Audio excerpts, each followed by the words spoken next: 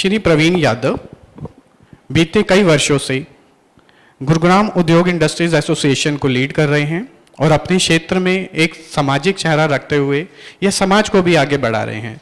हमारा सबसे पहला निवेदन रहेगा उनसे कि कृपया आप अपने बारे में, अपने संगठन के बारे में और आप अपने क्षेत्र में क्या कार्य कर रहे हैं उसके बारे में हमें बताएं प्लीज़। सर, मेरा नाम प्रवीण यादव है। मैं गुड़गांव उद्योग एसोसिएशन का प्रेसिडेंट हूँ और पिछले 15 वर्षों से मैं ये जिम्मेदारी संभाल रहा हूँ। और हमारे जो ज़्यादातर मेंबर्स हैं उद्योग विहार में हैं, बाकी कुछ अलग अलग इंडस्ट्री के अंदर भी हमारे मेंबर्स हैं। और हमारा प्रयास यही रहता है कि जो सरकार की जो भी नीतियाँ हैं उनका सही तरीके से हमारे इंडस्ट्री जितने भी लोग हैं उन सबको उसका बेनिफिट मिल पाए, और जो भी समस्या आती है सरकार की तरफ से या किसी और भी चैनल की तरफ से उनका हम समाधान किसी भी तरह सरकार से मिलके, प्रशासन से मिलके उसको हम कर सकें। और हम 15 साल से हमने काफ़ी ऐसी समस्याएं थी जो पहले यहाँ पर लोगों के बीच में थी, लेकिन हमने उनका प्रयास करके यहाँ पे चंडीगढ़ लेवल तक भी करके उनको काफ़ी हद तक ठीक कराया है। पहले ऐसा होता था कि हर छोटे मोटे काम के लिए लोगों को चंडीगढ़ जाना पड़ता था। HSIDC की अगर हम कोई लीज परमिशन भी लेते थे कुछ साल पहले तक, तो हमें वो फाइल जो है चंडीगढ़ जाती थी। इस बात को हमने काफ़ी अलग अलग प्लेटफॉर्म पे पुटअप करा और अब अधिकांश मान के चलिए लगभग 90% काम जो है अब हमारे यहाँ पर लोकल लेवल पर ही समाप्त होने लग गए हैं।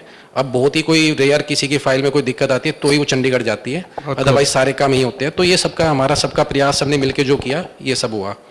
और ये बात सच है, गुड़गांव आज एक मिलेनियम सिटी है। और हम अगर गुड़गांव की बात करें तो गुड़गांव का बहुत बड़ा फ़ायदा गुड़गांव को अपनी जोग्राफिकल लोकेशन की वजह से मिलता है, क्योंकि ये दिल्ली के नज़दीक है, इंटरनेशनल एयरपोर्ट यहाँ से नज़दीक है। तो हर स्टार्टअप की पहली पसंद यही है कि हम गुड़गांव के अंदर अपना यूनिट लगाएं। तो बीते कई वर्षों से देखा गया है कि गुड़गांव में कुछ मूलभूत सुविधाएं जो है वो हमेशा कहीं ना कहीं थोड़ी हमें परेशान करती हैं। चाहे हम रोड्स की बात कर लें, अभी आप देखेंगे रोड की हालत तो हर जगह ही ख़राब है, चाहे किसी भी आप एरिया में चले जाइए। और जब से ये थोड़ी मल्टी एजेंसीज़ के पास काम चला गया है ना, तब से भी दिक्कतें बढ़ी हैं। पहले ऐसा होता था कि हमारी एरिया में कोई भी HSIDC एक गवर्निंग बॉडी थी, सारे काम वही करती थी, लेकिन उसके बाद MCG आ गई, कुछ काम वहाँ चले गए। अब इसके बाद GMDA पे आ गई, कुछ काम GMDA को बट गए। तो उसमें क्या है, आपस में इतने काम जब डिवाइड हो गए ना तो उसमें कहीं ना कहीं प्रॉब्लम फेस हो रही है अब। तो ये बहुत ज़रूरी है, सरकार को चाहिए कि सब एजेंसियों का आपस में तालमेल हो और काम जितना हो सके जल्दी से जल्दी हो सके। तो ये एक मेरा सुझाव है कि सभी एजेंसियों का काम जो है एक प्रॉपर तरीके से बांटा जाए और हर किसी की जिम्मेदारी तय हो। ये हमें देखा जा रहा है कि कई बार ऐसा होता है कि वो कहते हैं नहीं ये काम तो उसका है, ये काम उसका है। ऐसे में सफ़र किसको करना पड़ता है, हमें करना पड़ता है। और अभी हम उद्योग विहार की बात करें आदित्य जी, तो एक ऐसा पैच है, आपको शायद पता भी होगा, जिसमें पहले उन्होंने एक डंप यार्ड बनाया था कूड़े का। थोड़ी सी जगह थी, रोड के उस तरफ लगाया था, भाई वहाँ बनेगा, ठीक है चलो बन गया। उसको कवर करना था, वो नहीं करा। आज हालात ये है, अगर आप अभी भी जाकर देखेंगे, कम से कम आधा से 1 किलोमीटर के बीच का वो स्ट्रेच पूरा कूड़े का ढेर बन गया है। और सबसे बड़ी परेशानी की बात है कि उसके ठीक सामने इतने बड़े बड़े मल्टीनेशनल ऑफिसेज खुले हुए, मल्टीनेशनल कंपनीज़ के, इतने बाहर से फॉरेनर्स वहाँ आते हैं। तो मैं चाहता हूँ कि वो देख के क्या सोचते होंगे कि गुड़गांव की क्या तस्वीर वहाँ पेश होती है।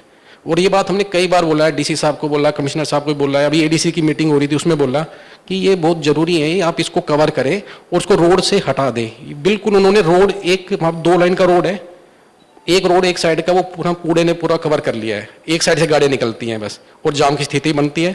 और आजकल जैसे बारिश हो रही है तो कूड़ा और ज़्यादा फैल रहा है इधर उधर, और उसकी स्मेल बहुत दूर दूर तक जा रही है, जो कि मेरे ख्याल से उद्योग विहार जैसे एरिया के लिए, जो इतना विश्व के मानचित्र में पहचान रखता है, उसके लिए बिल्कुल ठीक नहीं है।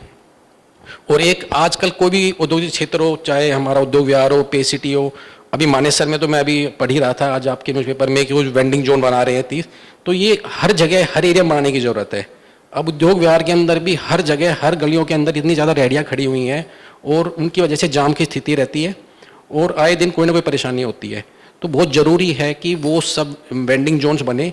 उसके कमेटी भी बनाने की बात हुई थी आज से 3-4 साल पहले, लेकिन किसी कारणवश फिर कोरोना आ गया और कोरोना के बाद वो कमेटी बन नहीं पाई। और आज तक भी हम उसके लिए प्रयास कर रहे हैं कि वो कमेटी बने तो उसके हिसाब से फिर ये वेंडिंग जोन्स निर्धारित हो, ताकि लोग अपने तरीके से वहाँ पर रेहड़ियाँ लगाएं, इधर उधर ना लगे।